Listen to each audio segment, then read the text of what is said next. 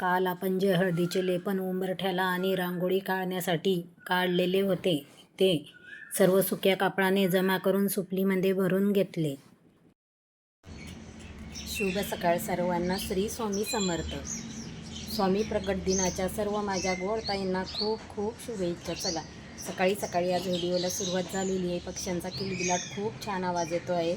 उंबरठ्यामध्ये हळदीचे लेपन करून ठेवलेले आहे. रांगोळीसाठी सुद्धा हळदीचे लेपन काढून ठेवलेले आहे. पण झालं काय ताईंनं, आपल्या म्याऊची जी पिल्लं आहे ती सारखी आत बाहेर करतात, त्यामुळे त्यांचे पाय उमटलेले आहे सर्व फरशीवरती. आणि माझं जे लेपन केलेलं होतं ते पण त्यांनी खराब करून ठेवलेलं आहे. पण चला, असं आता शेवटी ती पिल्लंच आहे, काय करणार. काल पण त्यांनी असंच केलेलं होतं. जेव्हा मी हळदीचं लेपन करत होते त्यावेळेस तेव्हा सगळे घरामध्ये पाय केले होते. आणि काल गुरुवार असल्यामुळे आपण घरं तर नाही ना पुसू शकत, त्यामुळे आज पहिले रांगोळी काढून घेते आणि देवपूजेला सुरुवात करते. हळदीचे लेपन तर मी करून ठेवलेले आहे. ते सोकण्यासाठी 5 मिनटं थांबले होते, तर लगेच पिल्लांनी सगळा गोंधळ घालून ठेवलेला आहे. हळदीचे जे लेपन होते त्याच्यावरती पण त्यांचे पावलं उमटलेले आहे, त्यामुळे आता परत एकदा त्याच्यावरती हात फिरवते आणि नंतर रांगोळी काढते, कारण तशी जर काढली तर ती चांगली वाटणार नाही. हे बघा ताईंनो, कसे त्यांचे पावलं उमटलेले आहे.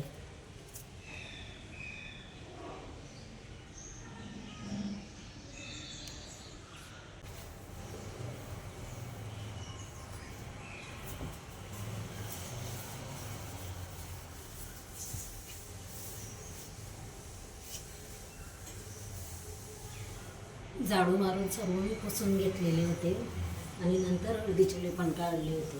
पण पिल्लांमुळे सर्व पावलं झालेली आहे. वैभव लक्ष्मी व्रताचा आज माझा दुसरा शुक्रवार आहे आणि स्वामी महाराजांचा प्रगट दिनसुद्धा आहे. पण काय आहे ना ताईंनो, स्वामी सेवा मला करायची आहे, पण तो योग अजून जुळून आलेला नाही. 2 वर्षापासून मला स्वामी चरित्र पारायण करण्याची इच्छा आहे, पण अजून माझी इच्छा ती पूर्ण झालेली नाही.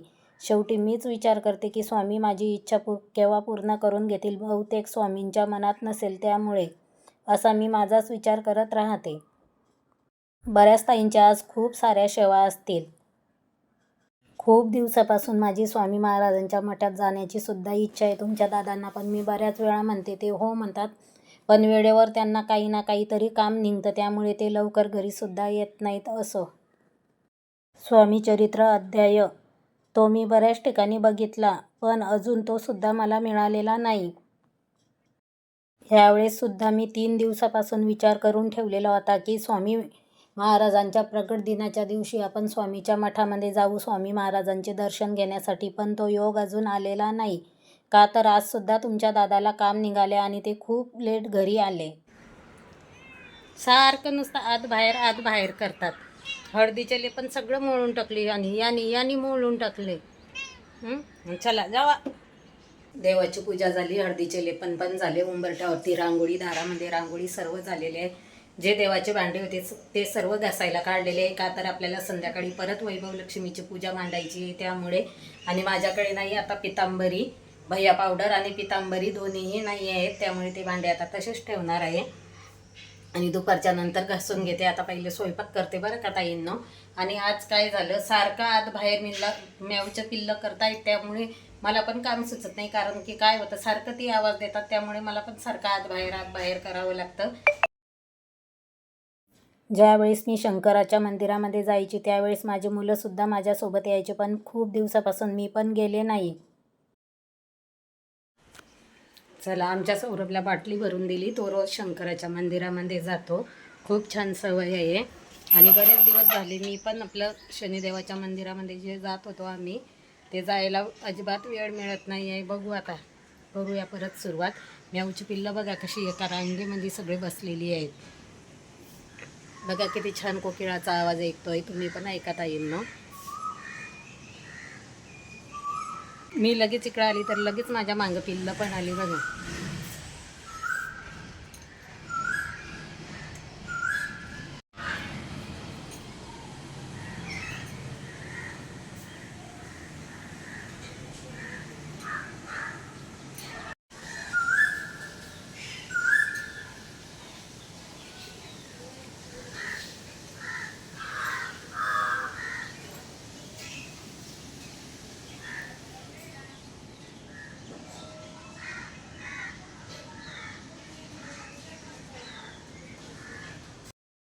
कोकिळेचा आवाज ऐकायला आपल्याला खूप भारी वाटतं. पण असो, अजून स्वयंपाकसुद्धा करायचा आहे कारण खूप उशीर झालेला आहे. तुरीची डाळ आणि मेथीची भाजी पहिले शिजवून घेतली. शेंगदाणे, हिरवी मिरची, लसूण, जिरं याचं वाटण बनवलं. वाटण तेलामध्ये तेल सुटेपर्यंत छान परतवून घेतलं. त्यामध्ये शिजवलेली भाजी टाकून दिली. वरून चवीपुरते मीठ टाकले. पातळ किंवा घट आपल्याला जेवढी घट पाहिजे तेवढं आपण पाणी कमी टाकायचं. पातळ पाहिजे असेल तर पाणी थोडं जास्त टाकायचं. भाजीचा गॅस बारीक केलेला आहे. तवा ठेवलेला आहे गॅसवरती, तो पण गॅस बारीक केला. माझा स्वयंपाक लवकर झाला असता ताईंनो, पण काय झालं, आमची म्याऊ बाहेर गेलेली होती आणि मी झाडू मारत होते. परत एकदा मी झाडू मारते, त्यामुळे ती आली आणि मी दार उघडले. ती डायरेक्ट घरात आली. घरात आल्यानंतर ती कार्पेटवरती बसली, तेव्हा माझं लक्ष तिच्याकडे गेलं. तिच्या तोंडामध्ये छोटंसं काहीतरी होतं. काय होतं ते मला पण कळाले नाही. मला असं वाटलं ती सोप्यावरती घाण करल, अशी तर ती काही आणत नाही. पण तिला आता सवय लागत चाललेली पिल्लांमुळं, ती काहीतरी असं घेऊन येते. आणि मी आज बघितलंच नाही, छोटंसं असल्यामुळे मला ते लवकर दिसलंच नाही. जसं तिने ते तोंडातलं बाहेर सोडलं तसं ते सोप्याखाली पळालं. ते काय होतं, पालीचं पिल्लू होतं का उंदीर होता का बेंडूक होतं ते मला काहीच कळाले नाही. मी कॅमेरेसुद्धा चेक केले, पण तरी पण मला भीती वाटायला लागली की काय होतं म्हणून. मी पूर्ण सोपे बाहेर ओढले आणि सोपे झाडून घेतले, म्हणजे सोप्यांच्या खाली झाडून घेतलं. परत सोपे आहे तसे लावले. बघू आता मुलं आल्यानंतर शोधायला लावते त्यांना कॅमेऱ्यामध्ये की तिने काय आणलेलं आहे ते. त्यामुळे म्याऊची पिल्लं पण सोप्यावरतीच बसलेली आहे. जर ते बाहेर आलं तर ते त्यांना पकडून घेतील किंवा म्याऊ तरी पकडेल. पण मनामध्ये अशी भीती असते ना की ते काय असेल म्हणून. त्यामुळे स्वयंपाकाला उशीर झालेला आहे. चला, झाडून झालं, पुसून झालं, आता स्वयंपाक पटकन करून घेते आणि तुम्हाला डायरेक्ट मी आता संध्याकाळी भेटते. का तर दिवसभर मी तुम्हाला आता भेटणार नाही. ज्या वेळेस वैभव लक्ष्मीची संध्याकाळची पूजा मांडेल त्यावेळेस भेटते. वैभव लक्ष्मी व्रताचा एक विषय तुमच्यासोबत सुद्धा शेअर करते बरं का ताईंनो. हे व्रत करायला मला खूप वर्ष लागले, कारण की एका आजीने मला हे व्रत 20-25 वर्षाच्या आधी करायला सांगितलेले होते. पण काय माहिती माझी अजिबात इच्छा होत नव्हती. तसे तर मी सर्व देवाचे उपास तापास सर्व काही करते, पण हे व्रत करण्याची माझ्या इच्छाच झाली नाही आतापर्यंत. 2 वर्षापासून मी हे व्रत करायला सुरुवात केली. हे माझे 3रे व्रत आहे. त्यावेळेस माझे मुलंसुद्धा लहान होते. आमचा सौरभ पहिलीलाच होता. आमचे जे जुने घर होते त्या घराची भिंत शेजारच्याने पाडली होती. का तर त्याला बिल्डिंग बांधायची होती आणि त्यांनी आमची भिंतसुद्धा पाडली होती. का तर ते आमचे घर मागत होते, पण आम्ही त्यावेळेस त्यांना ते दिले नाही. ते आम्हाला 1 मजला बांधून देणार होते आणि 3 मजले त्यांना घेणार होते. त्यामुळे त्यांनी आमची ती भिंत पाडली होती. घराचे काम सक्सेस व्हावे, कुठंही अडथळे येऊ नये म्हणून एका आजीने मला वैभव लक्ष्मी व्रत करायला सांगितले होते. पण त्यावेळेस मी ते केले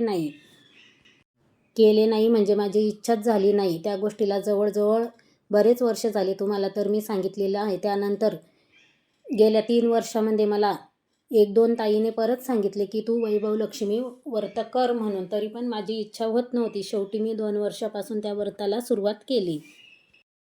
पहिल्यापासून मी लहान होती तेव्हापासून मी खूप कठीण उपास करते, सर्व काही करते. पण वैभव लक्ष्मी व्रताची माझी इच्छा का झाली नाही ते मला अजूनसुद्धा कळाले नाही.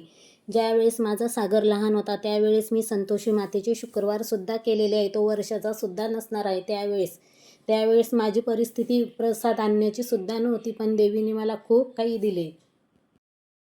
संतोषी मातेचे जेव्हा मी शुक्रवार केले तेव्हापासून माझे खरंच खूप चांगले झाले. संतोषी मातेच्या पोथीमध्ये जशी वागणूक दिली गेलेली आहे तशीच माझ्या मिस्टरांना सुद्धा घरामध्ये सर्व वागणूक त्या पद्धतीनेच देत होती. मला सांगायचं एवढंच आहे की आपण जर देवाचे केले तर देव आपल्याला कधीच कुठेच कोणत्याच गोष्टीची कमी पडू देत नाही. हा माझा तरी स्वतःचा अनुभव आहे.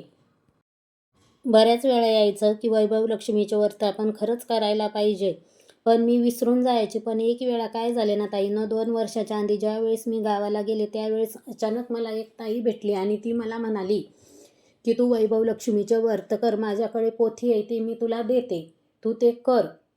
तरी पण मी 6 महिने, जवळजवळ 6-7 महिने डोक्यामध्ये धरले नाही आणि त्याच्यानंतर 1-1.5 वर्षाने माझ्या लक्षात आले की आपल्याला बऱ्याच ठिकाणी बऱ्याच ताईंनी सांगितले की तू हे व्रत कर म्हणून. तेव्हापासून मी ह्या व्रताला परत सुरुवात केली.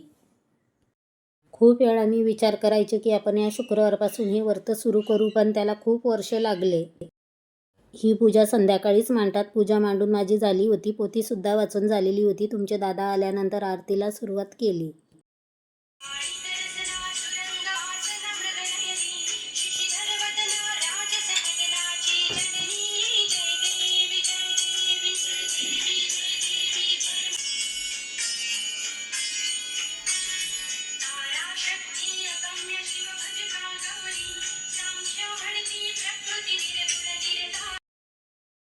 सर्वांनी मिळून देवीची आरती केल्यावर मी आलेली आहे किचनमध्ये. स्वयंपाकामध्ये बनवणार आहे सांबर भात आणि शेवग्याच्या शेंगांची सुक्की भाजी. तेलामध्ये जिरं, मोहरी, मिरची पावडर, आलं लसूणची पेस्ट परतल्यावर त्यामध्ये स्वच्छ धुवून घेतलेल्या शेंगा टाकून दिल्या. वरून चवीपुरते मीठ टाकले. सुक्या भाजीसाठी मी इथं कांदा कट करून घेतला, टोमॅटो कट करून घेतला, कांदा मसाला, सांबार मसाला, मिरची पावडर, धना पावडर याची भाजीला फोडणी देणार आहे. लसूण माझा संपलेला आहे बरं का ताईंनो, त्यामुळे मी इथं लसणाचा वापर करत नाही. शेंगा पण आपल्या छान शिजलेल्या होत्या. खाली आपल्या इथं जे जाळ आहे त्या जाळ्याच्या शेंगा आहेत. ताज्या शेंगांची भाजी खूप छान लागते. तेलामध्ये जिरं मोहरी छान परतून घेतली. त्यामध्ये कांदा टाकून दिला. गुलाबी रंग येईपर्यंत कांदा छान परतला. कांदा परतल्यावर त्यामध्ये टाकलेले आहे टोमॅटो आणि कांदा एकत्र छान परतल्यावर त्यामध्ये 1 चमचा मिरची पावडर टाकली, अर्धा चमचा कांदा लसूण मसाला टाकला, अर्धा चमचा धना पावडर टाकली, अर्धा चमचा सांबार मसाला टाकला. सर्व मसाले एकत्र छान परतल्यावर वरून शेंगदाण्याचा कूट टाकून दिला. खूप छान होते अशी पण भाजी. तुम्ही एकदा नक्की करून बघा. आजचा ब्लॉग इथंच संपवते, पण त्याआधी मला तुम्हाला एक सांगायचे आहे. तुमच्या सर्वांच्या कमेंट मी वाचते, तुमचे व्हिडिओ पण बघते, पण माझ्या कमेंट तुमच्या व्हिडिओला येत नाही. त्याचे कारण मला समजलेले नाही आणि रिप्लायसुद्धा येत नाही. 2 मिनिटामध्ये लगेच डिलीट होतात. पूर्ण व्हिडिओ पाहिला त्याबद्दल धन्यवाद.